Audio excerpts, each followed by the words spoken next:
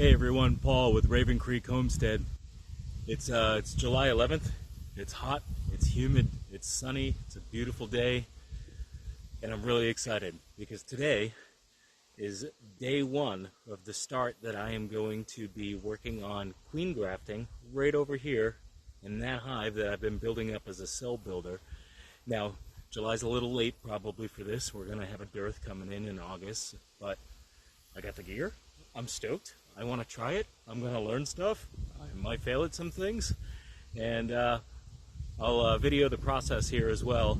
This video is going to be a compilation probably of a lot of different videos because I want to detail kind of the process going on and how I'm going to do it. And really stoked to try. Follow me. So this is the hive that I've been feeding as my cell builder. What I did a few days ago, about 3 days ago, I would have liked to wait it until 4, but I have a queen excluder here in between the two brood frames. That way I'm trying to separate the queen into one box or the other. So I'll be able to open up, look for the newest amount of eggs, and I'll already know that the queen is either immediately in the top box or in the bottom box with the presence of those really young eggs.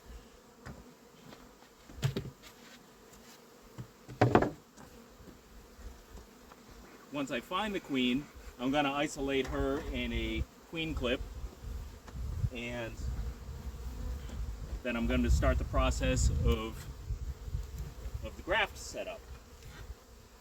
I might fast forward this video some. I might clip in and out here and there. That way, if it takes me a long time to find the queen, for whatever reason, you guys don't have to sit and wait that whole time. So, bear with me. Here we go. It's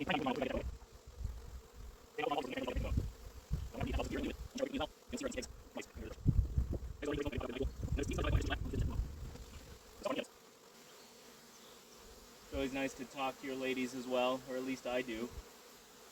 I thank them, ask them how their day's going. Wow, I got fat honey on here. I got big larvae. Do I have any new eggs? Not on that frame.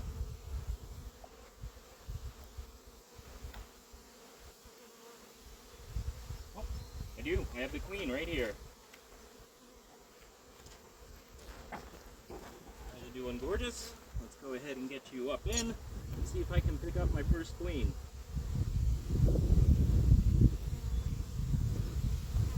I stink at this, and I need more practice. Got her. Got her right by the wings. You just saw me pick up my first queen ever. Usually I try to corral her into these clips or into my marking station. Alright, so I'm going to set her aside for the moment. She's good in there. Now, what I actually want to find too is a frame with good pollen on it. I really want to find 2 of those. 2 frames with good pollen on it. And eventually I'm going to need a dummy frame that has some open brood but without a bunch of young eggs. That has some emerging.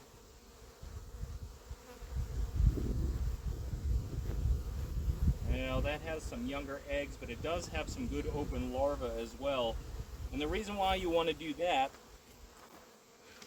is because when I isolate these bees, and I'm going to be making the bottom box feel queenless, then you want those nurse bees to not abscond or to not take off. It gives them a job. It gives them something to do.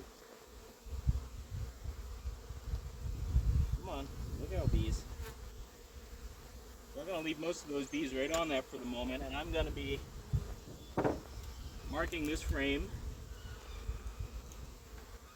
with a bee. That way I can quickly find it again in a moment. I'll be setting this box aside. I'm going to checkerboard this in here.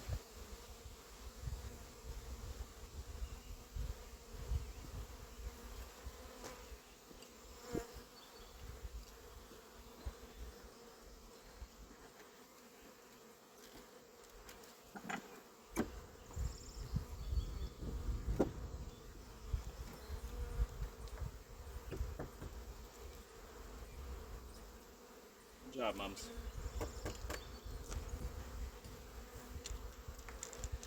Alright, so what we're going to be doing in here now is I actually want to pop out some of these frames because I am going to be installing a frame feeder up here. So that's completely empty anyway with no drawn comb. So that's a good one to pull.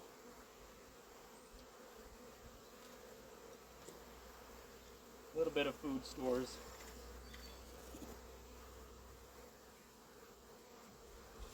There we go.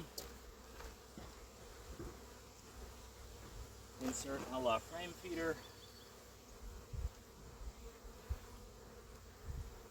Now we're going to look for a couple of combs with good pollen on them.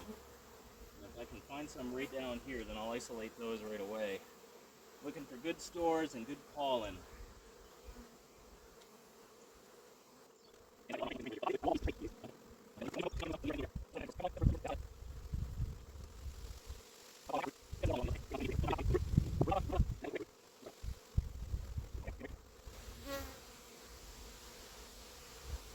So of course you want to stress the presence of pollen when you're going to be raising the queens because that's really good food for them.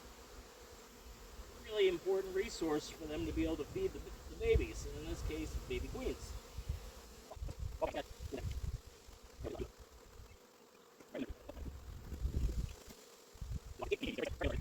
So, let me take my marker again. I'm going to switch to yellow so I can see it a little bit better. Still haven't invested in that microphone I was talking about. But I'm just going to put a P here for pollen and a P here for pollen. And even though it's not wall-to-wall pollen, there is some in those. There's also a good amount of honey stores as well. Plus I'm going to be filling up my frame feeder here with my defuel.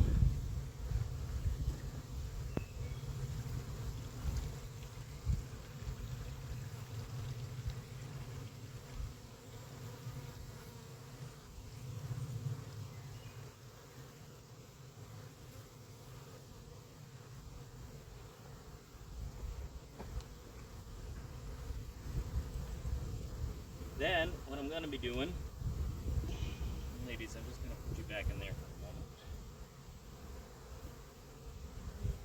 I'm going to be adding this shim, and I made myself, now I've used this board before for candy boards, I turned that into a double screen bottom board. It's got the escape hole on the back side, so that'll end up separating the hives. The heat can come up from the bottom box from all the bees that I'm going to stuff in there. It'll support the queen and the top part of the hive for 2 days that you do this. These bees will recognize that they're queenless. It'll start their emergency response. I said 2 days, scratch that, it's just 1 day. Tomorrow I'm actually going to be going in. I'm going to be pulling out this dummy frame of brood, and I'm going to be putting in my cell builder frame. So I'm going to put this box back together now. So bee shim. And I've heard the secret to success on this is not only good resources, but overcrowding. You want an excess of bees. So, in something like this, where there's a ton of them already, you want 5 to 6 frames of bees. So it's from the video that I'm watching from Bob Binney. And I got that information via Nate with Duck River Honey. I've been watching his videos a lot. I'm still 2 years behind on his content, but he's been he put out a series, and he still is currently as well, I believe, called Building a Bee Business. And I find it incredibly interesting, knowledgeable. The dude's friendly. He has a great delivery. Maybe I'll even tag you in this. If you hear this, thank you, man. Thank you from New Hampshire.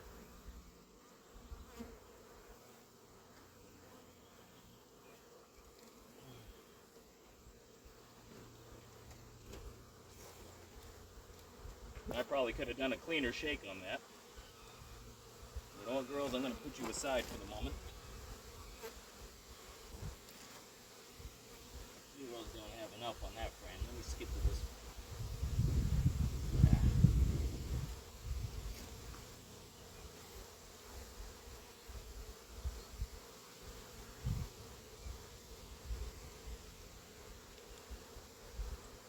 I'm pinching a lot of bees. I gotta slow down. I gotta be more more careful.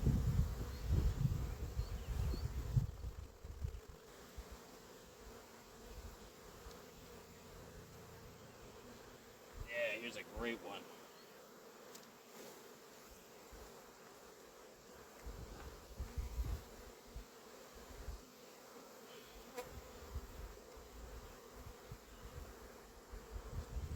All right, one more. Oh, that's beautiful. Well done, ladies.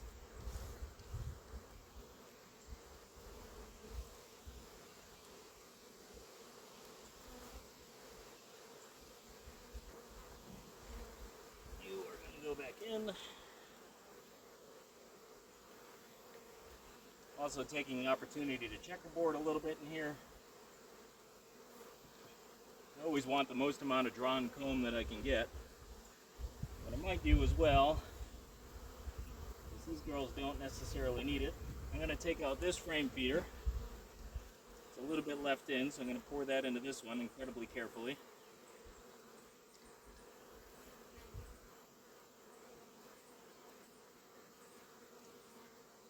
Alright, perfect. And now I can put these frames up in here. Come on, ladies, out of the way.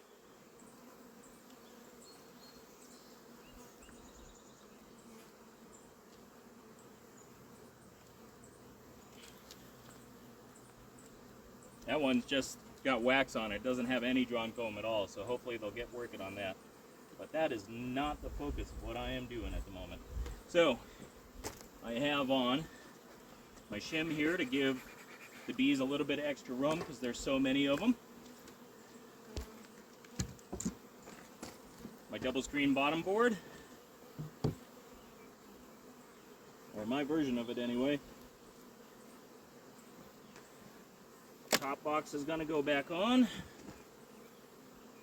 Excuse me, ladies.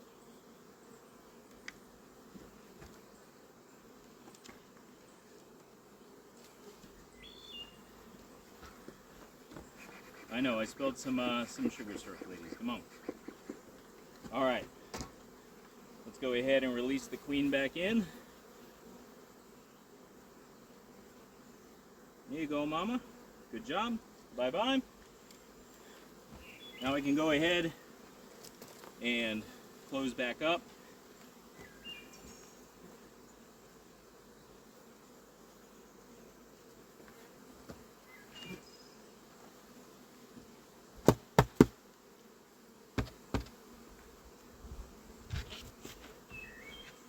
Beautiful, done. Top entrance sealed. Bricks back on. See you tomorrow. Day number 2 of queen grafting. I do apologize about the bad lighting in here. I can't really control the sun angle in accordance to where I'm parked at the moment. But I have my frame of brood that I'm going to be using from a hive that I really like. That's a strong hive with very friendly bees, very little swarm impulse, and a really good laying queen. So figured all good things. So I'm going to go ahead and take, for the first time ever, the age-appropriate larvae, and I'm going to be putting them in cells. I have 10 cells. Those are going to go onto this cell bar, which goes in the cell frame. Obviously, you can do a lot more than 10 at a time, but I only need so many queens, and I guess I could try to find new homes for them or make extra splits, but for the moment, I'm going to learn. I'm going to do 10. This is time for the super sweet spectagoggles. Here we go. Now, I got the Chinese grafting tool here. Oh, where's my camera? There we go. And I have a cup of hot water in here. One, this helps, from what I've read and heard, or watched rather. I'll get my words right eventually. This helps make the tip of this a little bit more pliable. Also, it helps keep the humidity up in the area. Don't have to worry about that today. It's only 75 degrees, but I am sitting here sweating because it is so humid out today. But I don't think this is going to be super exciting to watch, so I'm going to go ahead and scoop these little guys out, and I'll meet you in the bee yard in a moment. All right, I'm back at my cell builder here, and I'm going to try to make quick work of this because I do not want my larva that I just grafted into these cells to dry out. I definitely need more experience with that. So right now I have the top box that is queen right. I'm going to set that aside. I'm going to remove the bee shim. I'm going to be all done with that.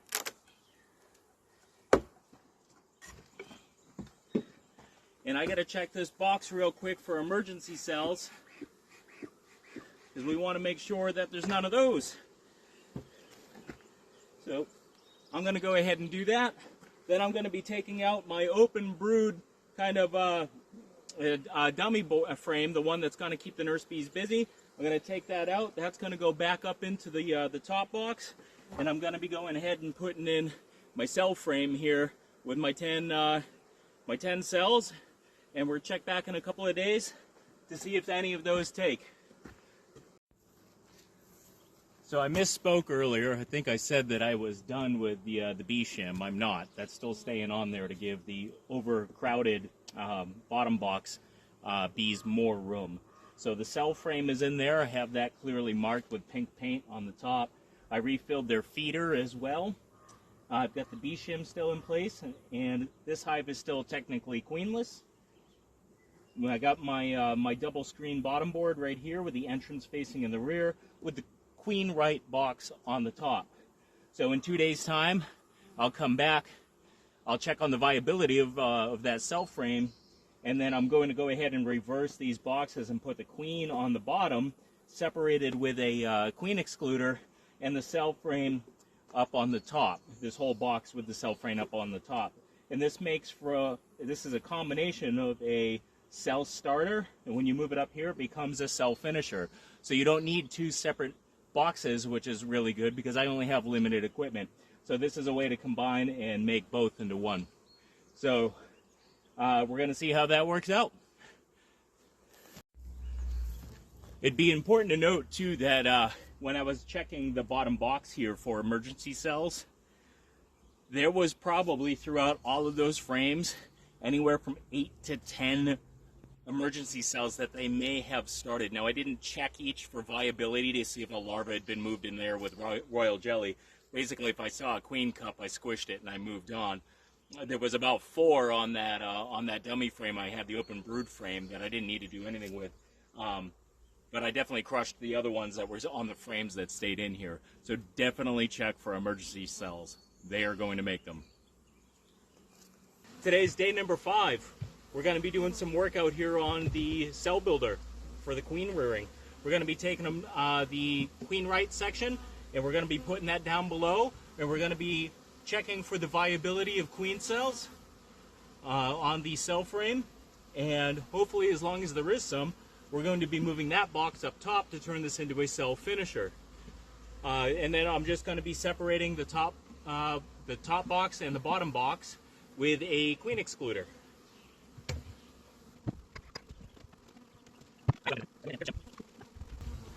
Give these girls a little bit of a puff here.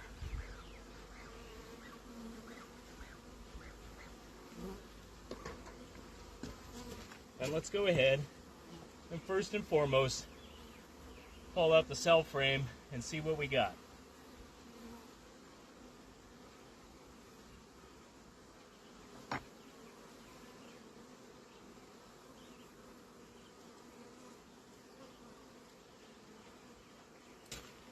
Yeah, look at that. So I put in 10.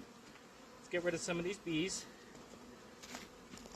So I put in 10, and man, I am not good at scooping out those larvae yet, but even so, the bees helped me out with my mistakes, and I still only have 1, 2, 3 open cells, so I have a 70% take on my very first try ever. I'm pretty stoked with that. Let's go ahead and put these ladies in. And we'll go ahead and switch those boxes.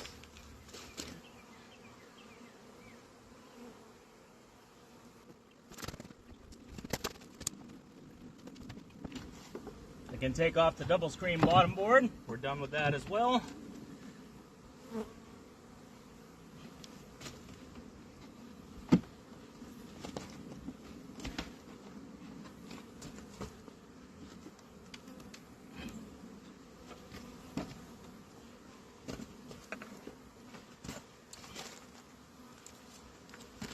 queen excluder, which I clearly should not have put underneath that box when I put it down on the ground.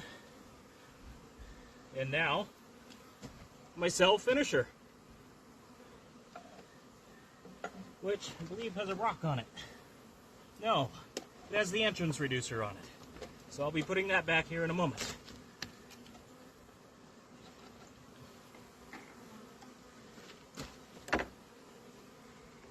So they could have gone a little bit more smooth if I was a little more prepared. But put the top board back on after I refill my feed. Kind of cap them off with my sugar syrup. They had a lot of that. They didn't have as much left. They had taken almost that whole gallon and a half.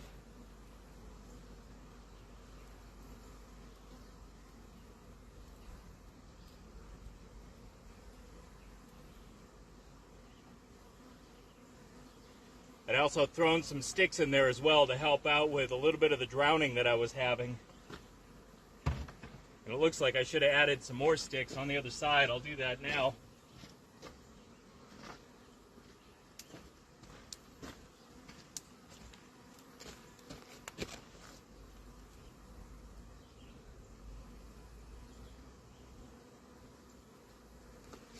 All right, we're going to close this up. Then we just keep an eye on the calendar, and then on to the next step.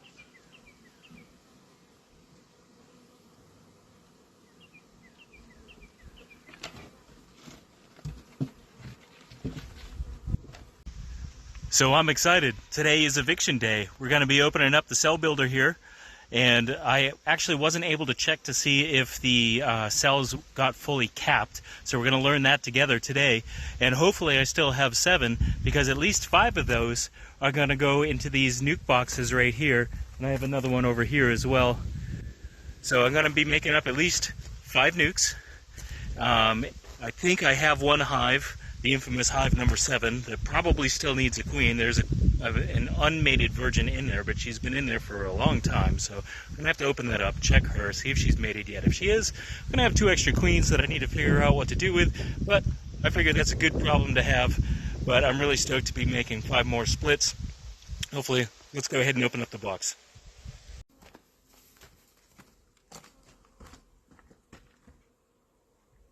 Alright, well here goes nothing.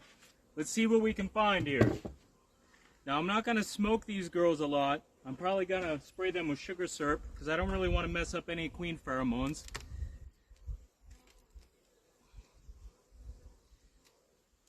They got this well propolised, that's for sure. Hi, mamas. Here you go.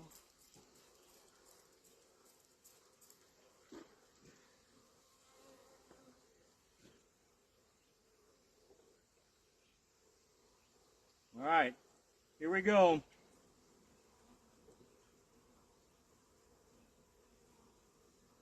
Well, we got a crap ton of comb on there too. Well, shit, how am I gonna get to those? I actually have a queen that's trying to emerge. I don't know if you can see that, but there's a queen that's trying to emerge, so I actually need a queen clip. But she's stuck, because they built comb on everything, so she's stuck in there.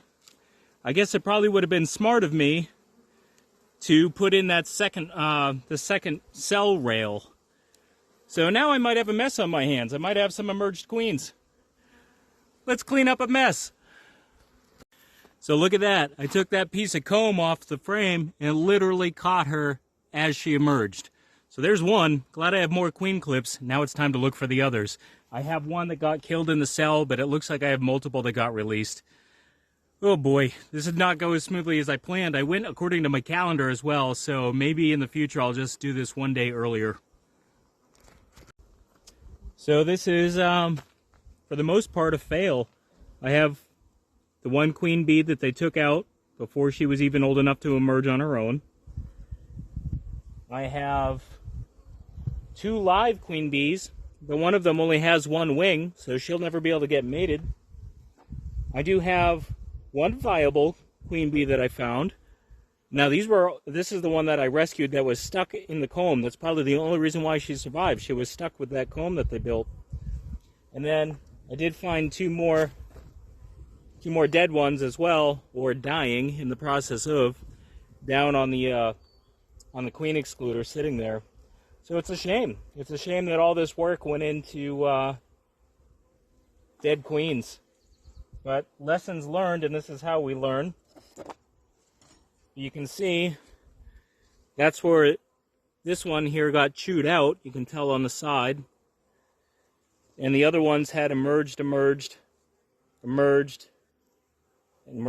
2, 4, 5.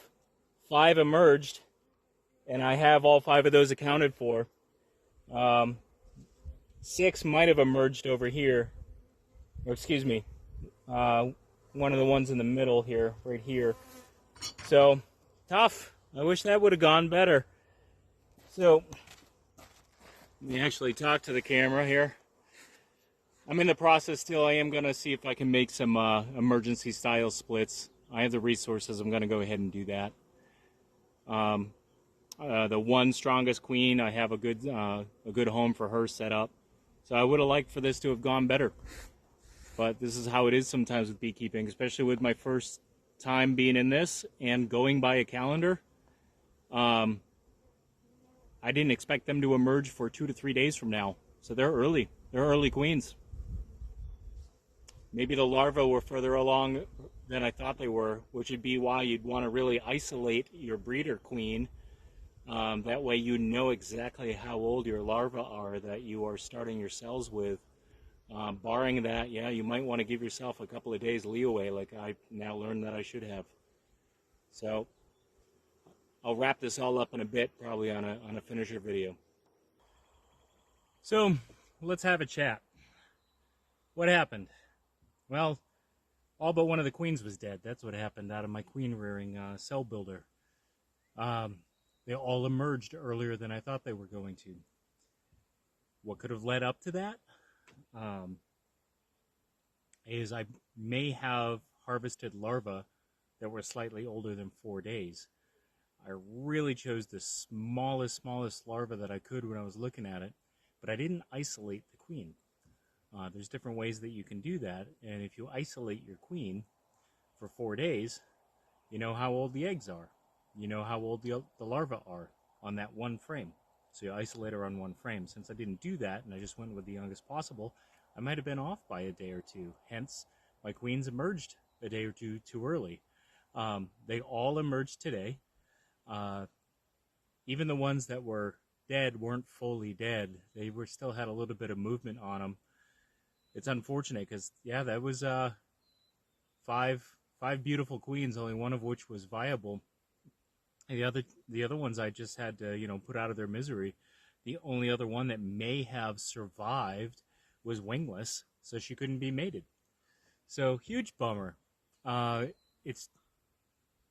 not going to do another round. It's a little late in the season for that. It's also a little late for the walkaway splits that I did as well, but I'm trying for something. Ultimately, the walkaway splits aren't going to hurt anything, so I'm just going to go ahead and try that. The good thing is though, despite being bummed and being frustrated, I learned a lot, and next year I think I'm going to really knock this out of the park, and I'm really stoked about that. I do think too, adding the rest of the bars, whether or not on the cell frame, whether or not I actually put cups in there in the future, maybe that would help with the them not building such a huge piece of comb in there. But I mean, you have an overpopulated a deep frame that you're feeding SERP, so they're going to want to build wax. They're going to want to do everything, and they're going to want to do it a lot. So I do have one queen that's hopefully going to get out and get mated, and technically I have 4 walkaway splits. We'll see what happens with those. Am I super optimistic? Sure. Let's just say sure. So anyway, queen rearing, in July of 2025. Didn't work out so well. But this is how we learn. This is why I share. And like I said, the more mistakes I make, the more I get to share with you. That's why I get to share so much. You guys have a great night. Take care. Be well.